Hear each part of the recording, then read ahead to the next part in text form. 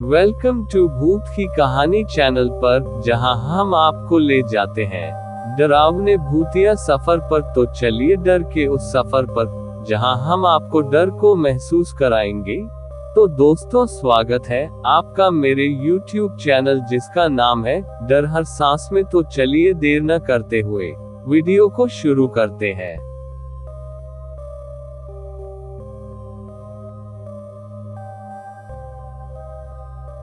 रात के सन्नाटे में जब पूरी दुनिया गहरी नींद में डूबी थी, तभी राजेश, जो कि एक अनुभवी बस ड्राइवर था, अपनी रात की ड्यूटी के लिए तैयार हो रहा था।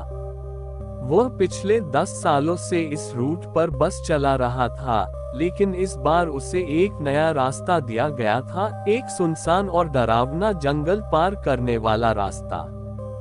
बस स्टैंड पर पहुंचते ही उसने देखा कि उसकी बस में बहुत कम यात्री थे। कुछ मजदूर, 2 महिलाएं और 3 आदमी। बस का कंडक्टर रघु भी उसके साथ था, जो हमेशा मस्ती मजाक में रहता था।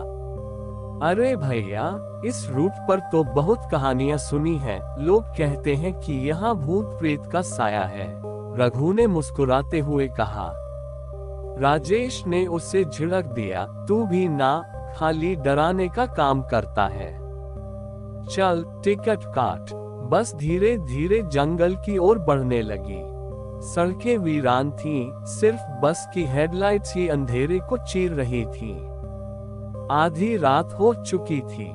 अचानक एक अजीब सा आदमी सड़क किनारे खड़ा दिखा। उसने सफेद कपड़े पहने थे और उसका चेहरा बहुत धुंधला लग रहा था। रुकना मत, रघु ने फुसफुसाते हुए कहा, लेकिन राजेश ने बस रोक दी। आदमी धीरे धीरे बस में चढ़ा और बिना कुछ कहे सबसे पीछे की सीट पर जाकर बैठ गया। बस में बैठे यात्रियों को भी कुछ अजीब महसूस हुआ, लेकिन किसी ने कुछ नहीं कहा। कुछ देर बाद एक महिला चिल्लाने लगी, अरे, ये आदमी गायब हो गया। राजेश ने तुरंत रियरव्यू मिरर में देखा, वह सीट खाली थी। बस में अफरा तफरी मच गई। रघु कांपते हुए बोला, भैया, मैंने कहा था ना, मत रोको बस। जंगल घना होता जा रहा था और अब बस में अजीब अजीब आवाजें गूंजने लगीं। कभी किसी के हंसने की आवाज आती, तो कभी किसी के रोने की। तभी बस की हेडलाइट्स बंद हो गईं और पूरी बस अंधेरे में डूब गई। राजेश ने बस रोक दी और लाइट्स ठीक करने के लिए नीचे उतरा। जैसे ही उसने बोनट खोला, उसे लगा कि कोई उसके पीछे खड़ा है। रघु, उसने धीरे से पुकारा। कोई जवाब नहीं आया। जब उसने पीछे मुड़कर देखा, तो एक काले कपड़े में लिपटी हुई परछाई खड़ी थी। उसकी लाल चमकती आंखें राजेश की ओर देख रही थीं। राजेश के गले से चीख निकलने ही वाली थी कि परछाई अचानक गायब हो गई। बस में बैठे सभी यात्री डरे हुए थे। तभी एक औरत कांपते हुए बोली, हमें वापस चलना चाहिए। राजेश भी सहमत था, लेकिन जब उसने गियर बदला तो बस आगे बढ़ने लगी, पीछे नहीं। ये कैसे हो सकता है, रघु कांपते हुए बोला। तभी बस की खिड़कियों पर खून की बूंदें गिरने लगी। बस में अब सिर्फ राजेश, रघु और 2 यात्री बचे थे। बाकी सब रहस्यमय तरीके से गायब हो चुके थे। आखिरकार बस जंगल के बाहर निकली।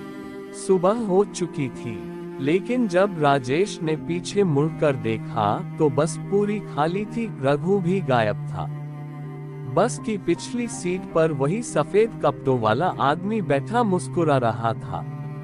अब तो मानोगे कि ये रास्ता तुम्हारे लिए नहीं था, आदमी ने धीमे स्वर में कहा। राजेश की आंखें फटी की फटी रह गई।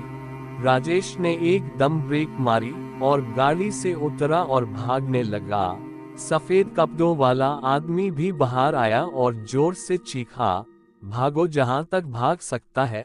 आदमी बड़बड़ाया। राजेश रोड पर भाग रहा होता है। राजेश को एक ढाबा दिखता है। राजेश ढाबे के अंदर घुस जाता है। ढाबे में ढाबे का मालिक और खाना बनाने वाले और कुछ ग्राहक बैठे होते हैं।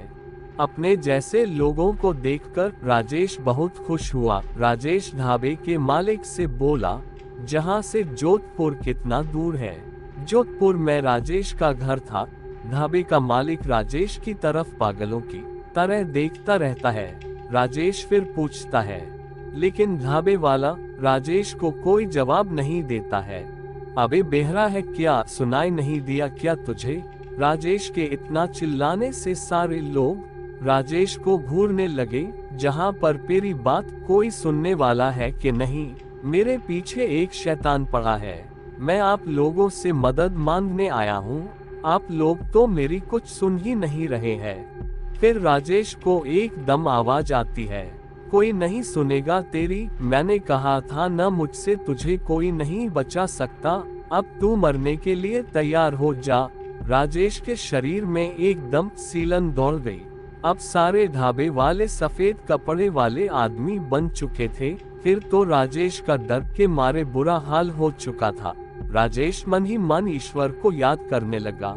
याद करते राजेश को याद आया कि जब मैं बस स्टैंड के लिए निकला था तो रास्ते में एक बाबा ने उससे कागज में कुछ दिया था और मुझे कहा, बेटा इस विभूति को जेब में रख ले, ये विभूति आज तेरे काम आएगी। लेकिन मैंने बाबा से बोला, नहीं बाबा, मैं इन चीजों को नहीं मानता, ये विभूति आप अपने पास रखिए। लेकिन फिर भी उस बाबा ने मेरे इतना कहने के बाद भी वो विभूति मेरी जेब में रख दी। मैंने भी सोचा चलो बाबा की बात रख लेते हैं। फिर मैंने जेब में हाथ डाला और कागज में लिपटी वो विभूति निकाली और विभूति सारे शैतानों के ऊपर डाली और शैतान चीखते हुए वहां से गायब हो गए। ये देखकर खुश हुआ कि आज तो इस विभूति ने मेरी जान बचा ली और बाबा का शुक्रिया अदा करने लगा। आज अगर मुझे वो बाबा नहीं मिलते तो मेरी तो आज जान ही चली जाती। भगवान भला करे उस बाबा का। और मैं बाहर आ जाता हूँ रोड पर और देखने लगता हूँ, क्या वह सफेद कपड़े वाला आदमी अभी कहीं रोड पर तो नहीं। फिर मैं अपने बस की तरफ चल देता हूँ। मैं डरते डरते बस के पास पहुँचा और बस स्टॉप की और वहाँ से निकल गया। अब मुझे कोई परेशानी नहीं हुई।